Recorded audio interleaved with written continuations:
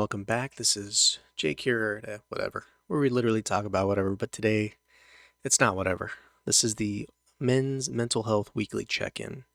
And as the thumbnail, if you're watching this on YouTube, or the title in my podcast suggests, this is childhood trauma / childhood experiences and how they shape or how they affect young men and boys in their transition, their development into adulthood. This ranges from struggles with emotional regulation to challenges in relationships. These early life experiences leave a mark that can last a lifetime. But there's hope. We'll get to that towards the end. I'm going to have some science. I'm going to have a few personal stories that I can share and the solutions to some of these issues that we as men can face and do face as we develop, as we grow, as we experience new things. And sometimes we don't understand how to process some of these things. And I'll go through some of my personal experiences, like I said. And I just learned how to process some of this stuff and how to ask for help. Because that's the two most important things, is acknowledging and then asking for help, especially if you don't understand. You don't know how to navigate. I didn't know how to navigate for the last 37 years of my life. And that's a tough spot to be in, especially if you're married, you love somebody, and maybe y'all been dealing with this for a while, and you've been an issue. But it's really is a tough spot. And it would have been, before we get into it, it would have been we wouldn't be here where we are now if she hadn't been patient, and if I had not been willing to accept that changes needed to be made and the effort put in to make the changes. But not just words, real intentional effort. And I don't know if I will say real fast that I had tried to make these changes in the past, and I didn't have any real intent. I thought I did, but I did not. I was going through the motions without intentionally trying to make conscious, real change. But now I have, and it feels really good. And I feel that I wouldn't have been able to make these videos. I think I said in my last video, I don't really care to talk in front of people or to people. I don't think I'm that great at it. Not particularly. I think it's because I don't like the sound of my voice. But I've been learning to overcome that fear, because that's a fear, really. If you break it down, that's a fear of mine. And I think what that fear boils down to is messing up, is maybe it not sounding good enough. But that's me projecting that fear and trying to squash it before anything happens. And then I think there's also a fear of maybe it just doesn't sound good and then I just get ridiculed for it. But I have to be open to criticism, because how am I going to grow if I've never messed up, if I've never failed? How do you make progress if you never fail? Even Jesus, I don't know if he failed, but somebody that perfect, God's son, I can't say that he failed, but I'm pretty sure that there were times where he had doubts of failure. It's a tough one. But today is childhood trauma slash experiences, and we're going to dig right into it. I hope you're ready. If you're coming from Facebook or Instagram, if you're new, welcome. I'm glad you're with me on this Black Friday. This is one of the worst days to be out and about or to be near a mall, I feel. Even though I know there's online shopping, I don't think the streets were as crowded today as they had been. But I digress. So I come with receipts. Okay, there's some data and statistics that I found on this particular subject. I'd like to share them with you. And if you have any doubts whatsoever, I will have hyperlinks or I will have links down below. You can copy and paste. You can look at them. You can double check my research, all that you want. Or if you have knowledge on this particular subject, then feel free to enlighten me if there's something that I miss. I invite it, and I just try and get the information out there. If this helps even one man with either depression or he's feeling like he needs to start on his journey, or he doesn't know how to start, and maybe this has helped in some sort of a way, a small way even, then I've done what I've set out to do in some of these videos. I'm not a licensed therapist. I'm not a licensed psychiatrist. I'm just here to talk about my journey, and hopefully it helps somebody. I know it's helping me talk about it, just talking about it, getting it out.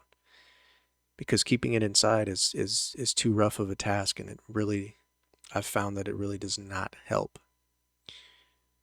So we're going to define childhood trauma. And this is according to the National Child Traumatic Stress Network. And they define childhood trauma as this includes experiences that are emotionally painful or distressing and overwhelming a child's ability to cope. This includes abuse, neglect, witnessing violence, or even enduring the side effects of parental divorce. That's a tough one. For boys, societal expectations often exacerbate the problem. I don't know if that's as prevalent now as it was in the past, maybe. I think mental health for young boys and men nowadays is more acceptable nowadays, by a smaller margin, but it's a little more nuanced for men, but also a little more acceptable. And I say acceptable lightly. I mean, it should be acceptable regardless, but I think I feel like there may be a shift or a transition in men to let go of their pride and ego in order to find the help. They're recognizing that maybe they need some help sometimes.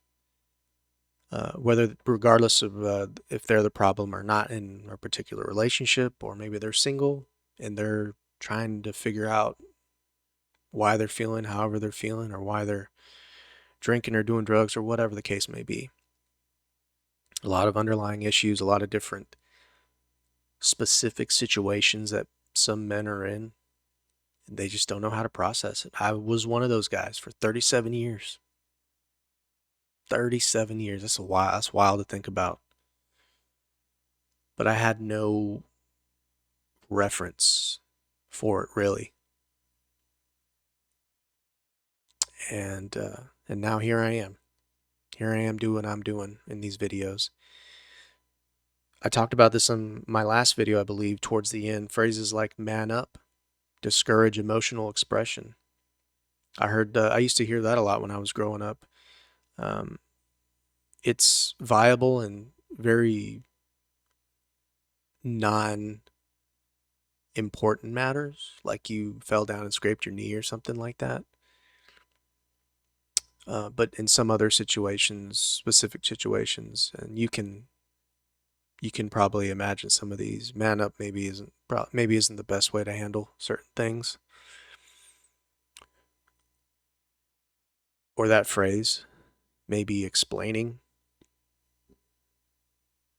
so that your child can understand how to process those, or why maybe they're feeling, or just open up about, how are you feeling? Maybe helping them understand, or maybe even getting them, maybe you as a parent don't understand, and then getting your child the help that they need to understand that it's okay to feel that way. It's all right. Sometimes you need to let those feelings out. I've had some good cries lately. I always thought crying was a sign of weakness. It's not. And I don't cry every day, all day, or anything like that, but every once in a while, it's good to let it out. It's good. That's an emotional human reaction to certain things or a feeling. Sometimes you just let it out, even if you're by yourself and you just feel like you need to let it out. It's healthy too, actually. Some of these emotional, discouraging emotional expression, it can lead to compartmentalizing that those emotions for a later date, and it has long-term side effects. And it affects you mentally and physically. Seriously, I mean, there's increased rates of depression. I talked about that in another video. All the numbers are there. Increased rates of depression. They It leads to anxiety, stress. I mean, heart problems, chronic diseases. The list goes on. Especially if you're stuck there. That's the wildest thing. That's what's happened to me. I was stuck there, and I didn't acknowledge. I didn't see it because I was never taught how. One of the experiences that I'll talk about, and this is, I didn't have a horrible upbringing or anything like that. I'm not gonna lead anybody to believe that. I'm not gonna say that it was that just absolutely the best. I know my parents worked with what they had and what they knew. New parents, and any parent does this, unless they absolutely did not want children or don't want their child. But when parents are really truly trying and doing the best that they can with what they have, you know, they still mess up sometimes. One of the experiences that I remember, and this is specifically regarding handling your emotions and expressing those emotions in a constructive, positive way, which this turned out to be negative, okay? And it affected my relationships going forward, moving forward into adulthood and adulthood and into my life. My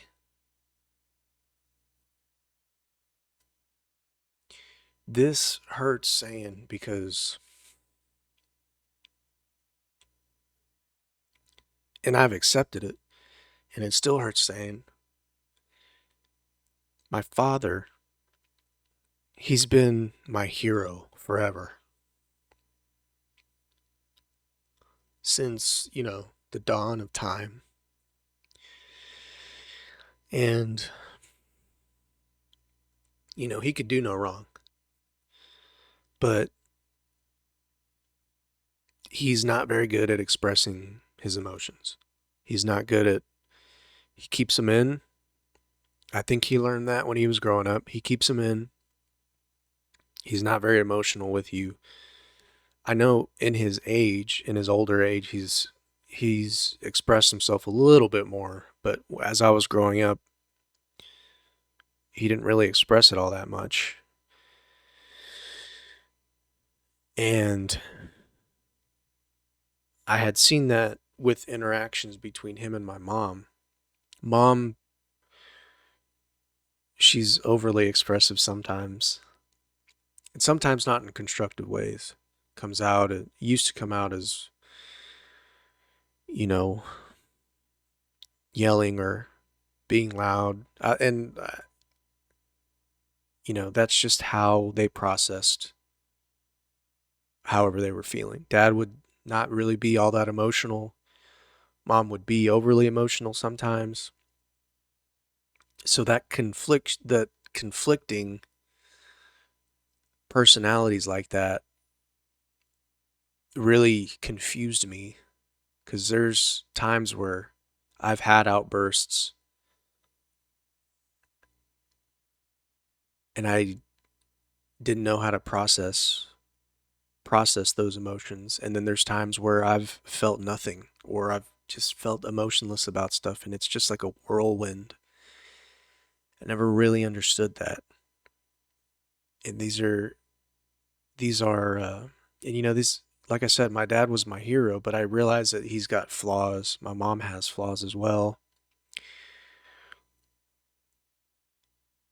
You know, and that shaped how I handled my relationships going forward. Because when I'm put in a corner, I'm asked really hard questions, uncomfortable questions. I would, since I gravitate towards my dad, I would start to get asked questions and it would make me uncomfortable. And I would either lash out or I would say things like, I don't know. I would try and deflect or I would shut down.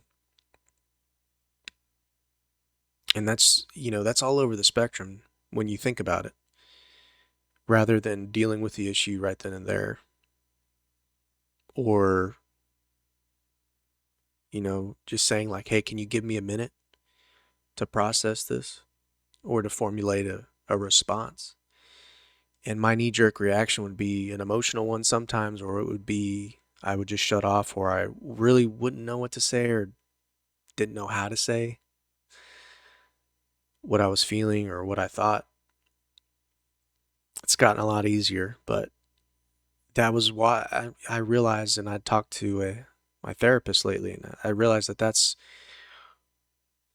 from watching those interactions as I was growing up. And, that really affects you. You never think about it. I never think about it. There's other kids that maybe their parents were good about getting them into therapy or child therapy or however, but I never really thought about that. It was never on the radar that could be why I dealt with certain things the way I dealt with them. The CDC shows that individuals with 4 or more adverse childhood experiences are 160% more likely to suffer from depression later in life. And that's just, an adverse childhood experience. Something that's not even, it doesn't really count as childhood trauma, really. It's just an adverse experience. And one of these was an adverse childhood experience that I've had was my father worked a lot. We didn't have a lot when I was really young growing up. So he worked multiple jobs. Mom worked a job and she was going to school at one point, but also teaching. And they were trying to get her through college to finish up her degree and then get her master's. So money was pretty tight. Well, whenever dad would have time off, I used to play soccer. And I used to love to fish. I still love to fish, but I used to always just want to fish with my dad because, you know, I didn't, I saw him, but I didn't see him too often because he was always working. He was always tired. When he did have time off, he would do his best to show up, but you know, he's trying to keep the family afloat, so sometimes work took priority. And there were a few times where he had made some promises to me, and the one I remember in particular was he had to go in one weekend. It was a weekend he was off. It was a Sunday. I believe I was like between 8 and 10 maybe. He made me a promise that he just had to do something real quick. He's like, "Hey, Bubba." So my dad calls me Bubba, little Bubba. He said,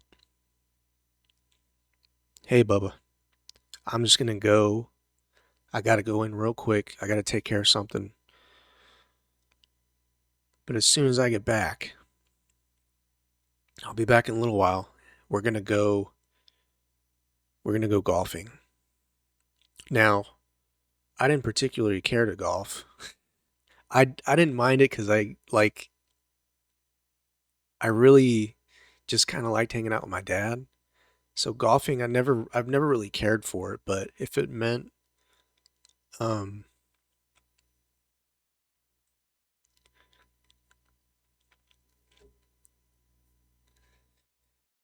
if it meant hanging out with dad, who wouldn't?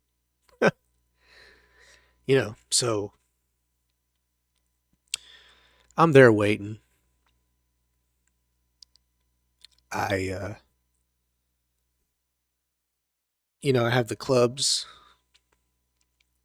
there by the door waiting for him. And 10 o'clock rolls around, 11 o'clock rolls around, 12 o'clock rolls around. It's like, starting to lose a little bit of hope because I know we're losing daylight and dad doesn't show up. So mom's kind of wondering. Mom doesn't, I think, I don't really know if mom really knew, but I think she started figuring it out later because she saw the clubs and she saw I was there just kind of hanging out. And then I started to hang my head a little bit. And she's starting to put the pieces together. So she calls dad. Finally, dad shows up late. It's like 6, 7 at night. Sun's going to go down. And he comes in and he says, I'm really sorry, Bubba. I lost track of time. Work had me there a little bit later. And, I could feel I wanted to be like I was already sad, you know, and I wanted to be mad, but I made an excuse, like I made an excuse for him in my head. And I was just like, it's okay, Dad. I know you, I know you've got to work hard for us. And then I see mom, she comes in, she's like, Phil, I need to talk to you in the room. And so, I can hear them.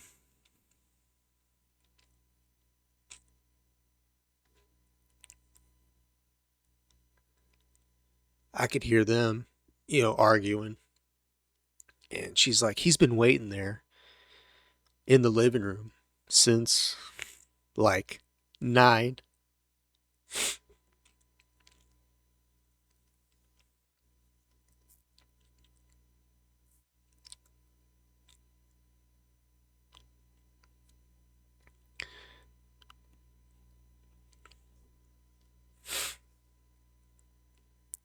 Just give me a sec. Yeah, he's been waiting there since 9. I had to take a second. uh, he's been waiting there since 9. And, you know, you, she eventually asked me about it. And then so she tells him, and he looks defeated. And that kind of stuff that'll stick with you, you know. And he had done that a few other times. Fishing was another one. I don't remember the specific days, but that carried over for me into adulthood in a bad way, insofar as making it showed me that making promises and then not following through was how you treat the people you care about sometimes. And that's not how you treat the people that you love and you care about. So, it hurts. It hurts to admit that, not to admit that my dad had done that, and to accept, because like I said, he was my hero. He is my hero. But, heroes have flaws. Their heroes aren't perfect. And I had to come to grips with that. Um, I've had to come to grips with that in adulthood. So that was just a personal story, because I know, you know, I say that I can relate, and I've been going through some of the videos in my past videos, and I haven't really gone into depth. Maybe more so to kind of suppress some of those feelings. Still, I've dealt with them, and I've talked to my parents about some of these things. But it still doesn't mean that it doesn't affect me in some sort of a way, even now. I think it's just thinking back on them, because I've already forgiven them for their flaws. I love them to death. Those are the so only parents I'm ever gonna have. So let's keep going. I just want y'all to know that you're not alone.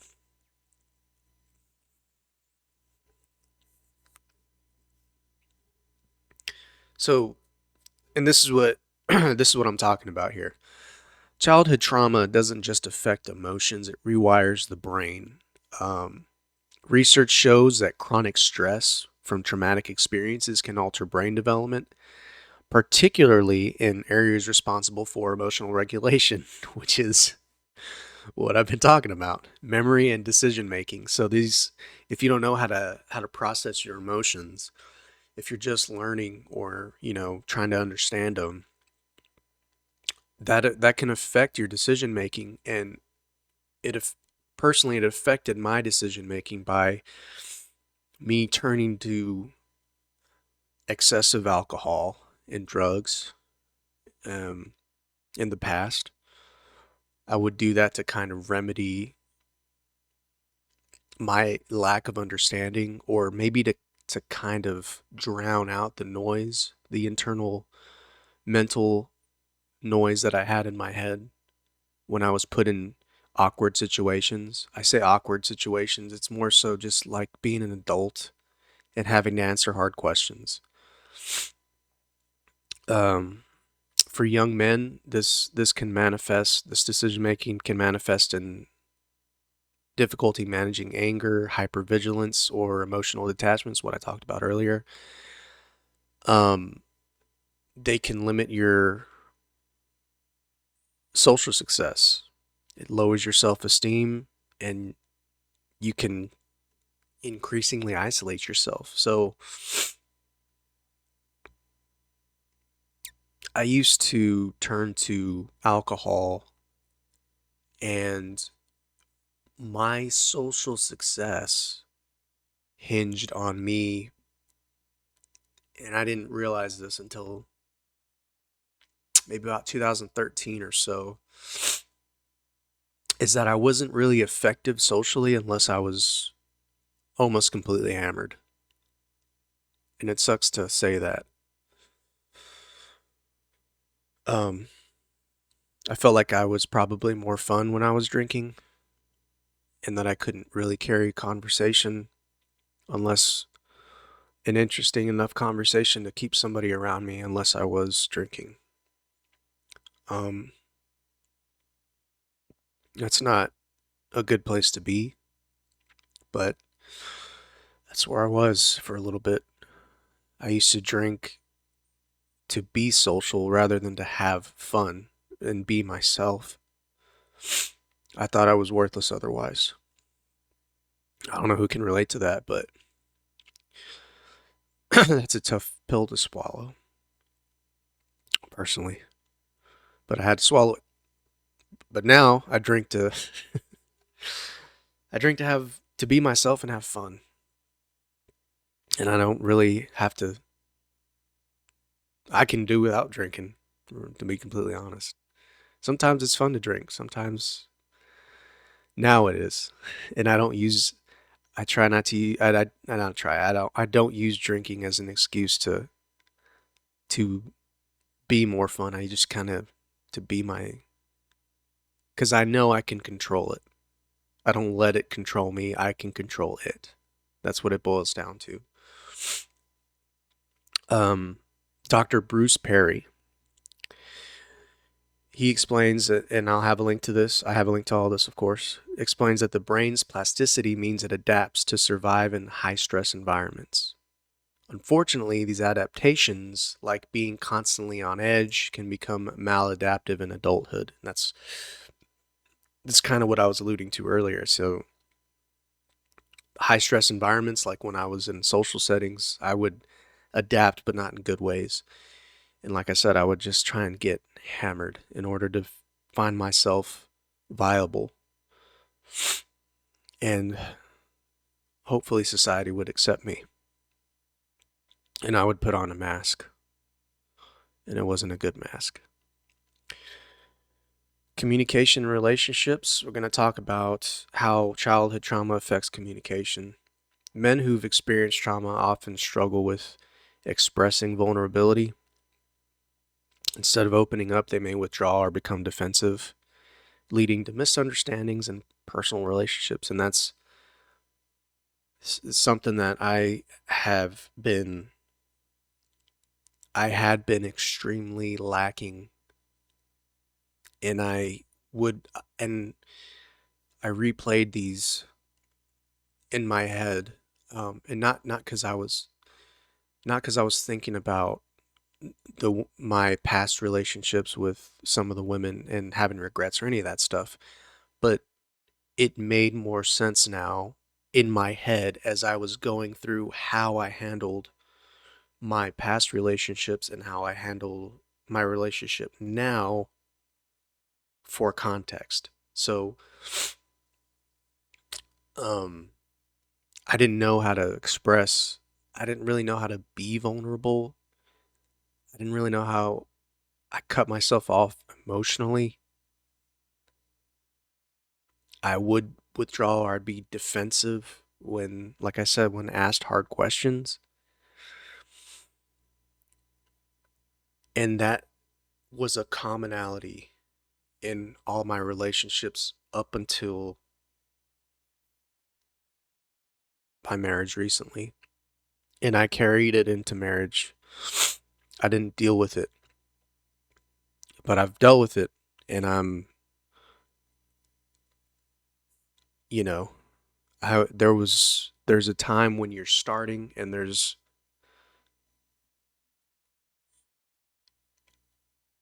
a time when you start to make the adjustments and you start to make the improvements and you feel you're behind and you feel the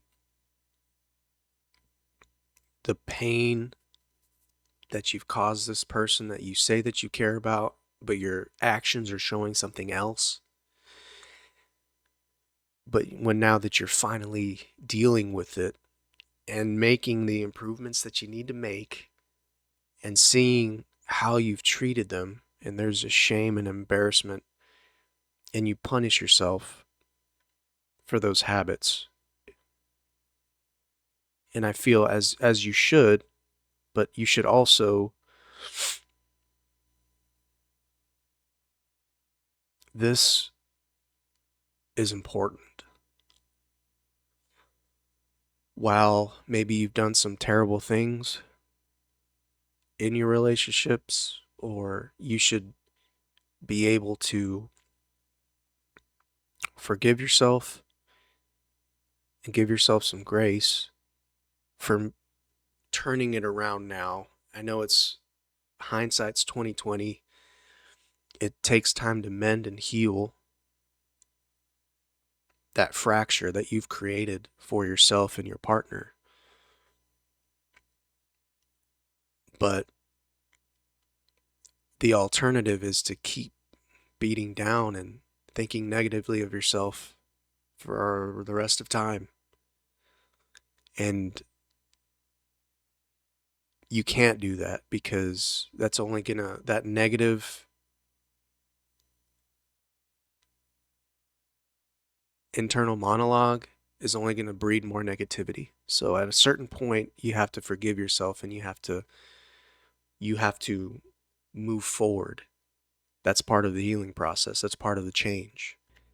Now, as far as child, and we're gonna talk about this really fast because I haven't experienced the childhood abuse, the the physicality. I know I used to get spanked or and disciplined. While spanking is not everybody's go-to, and while I have ideas about it, and some people may disagree, um, obviously there's a limit to it. I think that it's like I said earlier, parents do the best they can with what they have and what they know.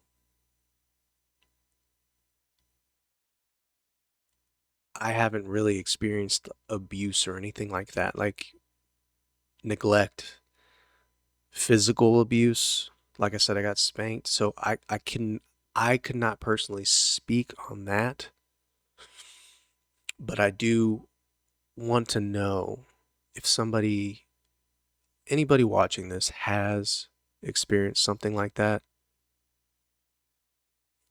and maybe how you have overcome that particular experience or that set of circumstances in your life. I'd like to know,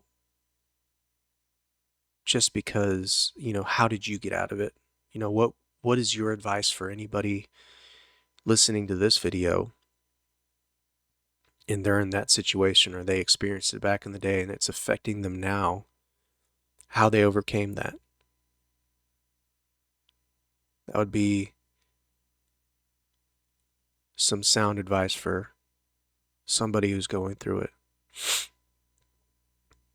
Now, with all this,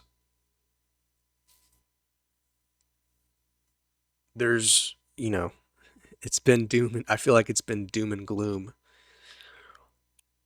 And that's not the point of this video, obviously, because in the beginning I said there's solutions, and that I know that you can do it. And I believe in you. And you've got to give yourself some grace.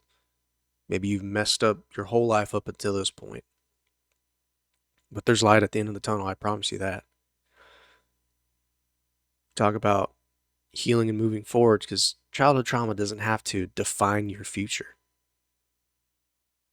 I mean, if you use the right tools, if you find the right tools, it's possible.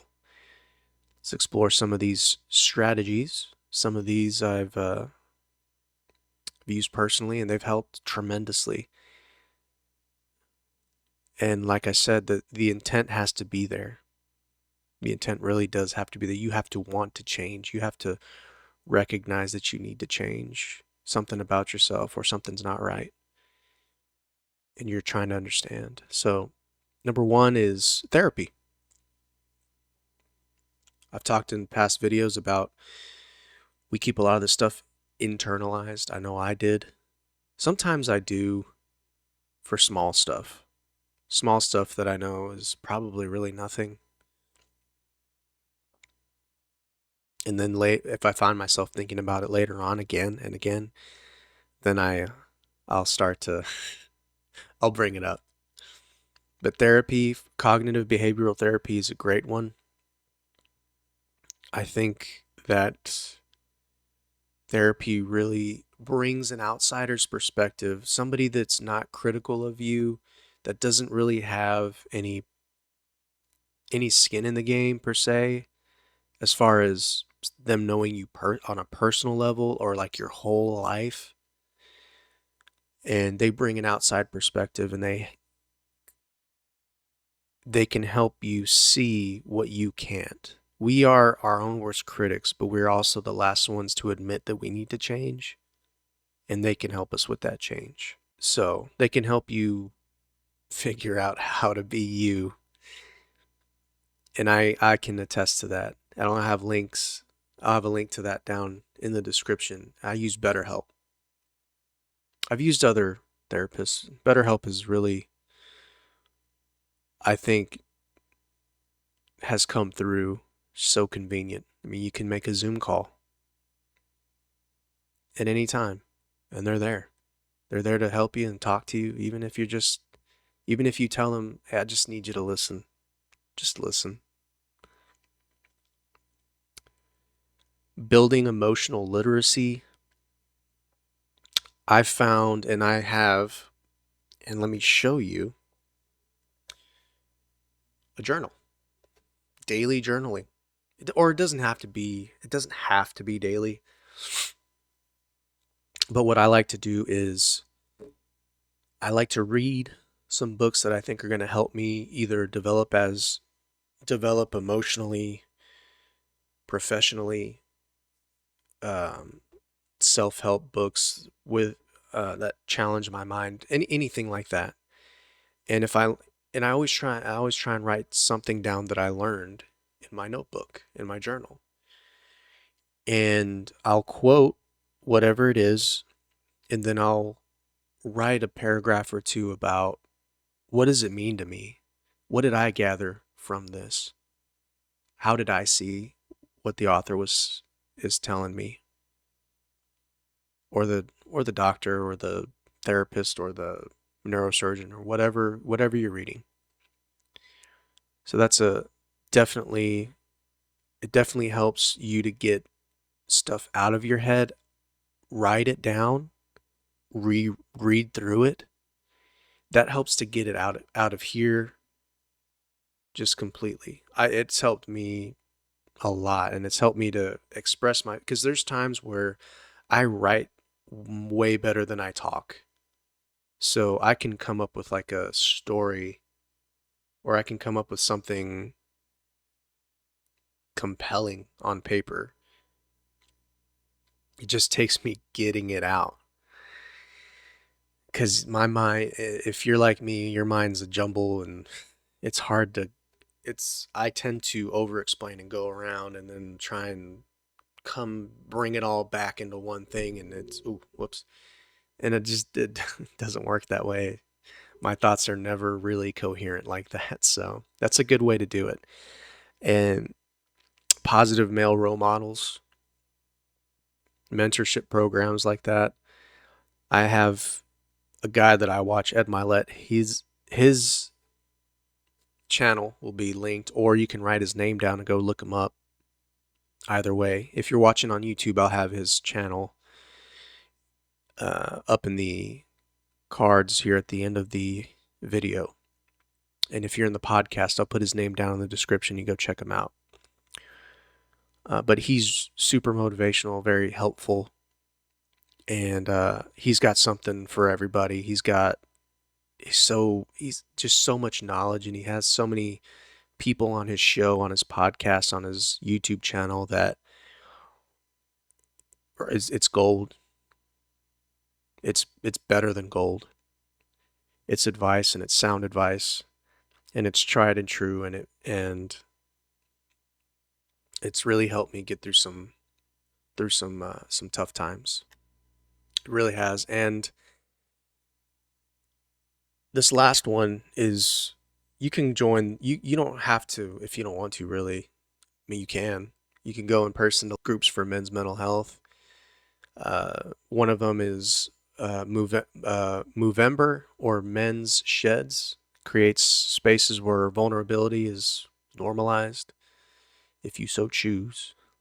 There's also some groups on Facebook, or me personally, I have found that talking to some of my military buddies that are still in or that have gotten out, but there's something about being, when we were in the military, we formed these bonds that were just their lifetime. Regardless of if we got on each other's nerves or somebody annoyed us or we had an idea about, I mean, there's relationships there that are developed through over time that are just unbreakable, and they're relatable. And I just found that we can always lift each other up. That's a good group for me personally that I've found. But you can find these groups, and even on Facebook too. And it's always good to have that kind of positive energy, because that positive energy is going to breed positive thought, positive behavior. It's going to rewire your thinking in your brain, as that's really where it makes a difference. Is you surround yourself with positive thought, and that's the outcome that you're going to have, really. Surround yourself with people that are smarter than you. That's how you grow as well. You learn new things, but definitely positive people in your life. Get them around you. Get the negative Nancys out of there. Get somebody positive. Or you can just maybe listen to some of my videos and glean something, or you can even skip to the end, because I can tell you right now that it's taken me a long time to get here, to recognize and realize that this is exactly where I'm supposed to be. This is exactly where I need to be. I needed to go through all of these experiences to get to this point. I needed to change who I thought I should be, or I needed to change how I thought, so that I can become the man that I know I can be, and that my wife knows I can be. And it's a good feeling. It's a great feeling. And if you ever need to talk or reach out, go ahead and do it. Facebook, Instagram, YouTube, my podcast. You can reach out, and if all you need is for me to listen, I can do that. That's easy. I'd love to listen. Or maybe you want to tell your story. Who knows? I could start doing lives, or I could have a guest on and we could just talk about it. I'd like to do that too. There's something that you think is going to be beneficial to other people, or maybe you're just trying to get something off your chest. I think that'd be a good thing. Just know that there's a way forward. If you need to make a change, you can do it. There's some seemingly insurmountable obstruction in your path of becoming the best person, the best man that you know that you can be. Just know that I've got faith in you. And you can overcome it. You say in your head right now, see that mountain over there? I can climb it. I can get to the top. It's going to take a little while, but I can get there. Instead of saying, well, I don't know, I hope, I don't think I can. You just say, I know I can. I'll get there. I know you can do it. I believe in you, and I'm here for you. I hope you enjoyed this video. It's a little bit longer than the other ones. Just had a lot to say. And it's all coming from the heart. I can guarantee you that. I'll have the links for the statistics that or anything that I mentioned in the video down below in the description. I hope you gleaned a little bit from this. I hope you can relate to some of it maybe, or know somebody who can, and maybe you take a step to understanding or making whatever change you need to make. Or maybe you just enjoyed the video and you have a few resources that you can use. I hope I helped at least one person today. And if I did, I did what I set out to do. It's a good day. I hope y'all had a great Thanksgiving. I hope you enjoy this video, and I hope to see you in the next men's mental health video. Y'all take care, and we'll see you on the next one.